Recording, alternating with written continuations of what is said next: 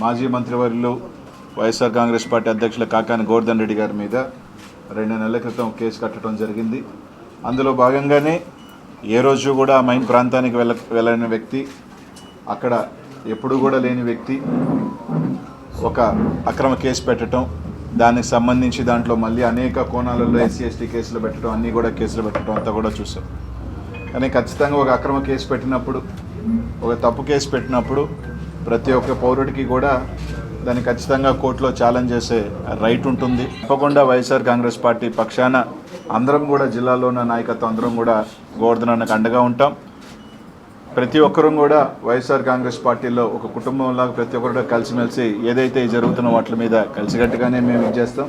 ఒకటైతే చెప్తా ఉన్నాం, ఇట్లా కేసులు పెట్టి వైఎస్ఆర్ కాంగ్రెస్ పార్టీ క్యాడర్ని కానీ నాయకులు కానీ ఎవరు కూడా మనోధైర్యం తగ్గించలేరు. మేము అందరం కూడా కలిసిగానే ఉంటాం.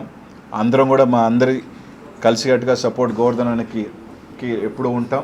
తప్పకుండా కోర్టులో తప్పకుండా అన్ని రకాలు కూడా ఫైట్ చేస్తామని చెప్పి తెలియజేసుకుంటూ, అదే కాకుండా కొంతమంది క్యారెక్టర్ అసాసినేట్ చేసే విధంగా కూడా కొన్ని వార్తలు రాస్తూ ఉన్నారు సోషల్ మీడియాలో కావచ్చు. ఒకటైతే గుర్తుపెట్టుకొని అందరం కూడా చెప్తా ఉన్నాం, కేసుల వల్ల లేదా పార్టీని డిమోరల్ చేస్తాము అంటే మాత్రం ఏదేమీ కాదు. ఇంకా కూడా రాటు తేలి ముందుకు వస్తారే తప్ప ఇంకా కూడా దీనికి ఎవరు కూడా భయపడరు, జంకరని చెప్పి అందరం కూడా ఒక్క తాటి మీద వైఎస్ఆర్ కాంగ్రెస్ పార్టీ కూడా అందరూ ఒక్క తాటి మీదుగా మేమందరం కూడా అండగా ఉంటామని చెప్పి తెలియజేస్తాం.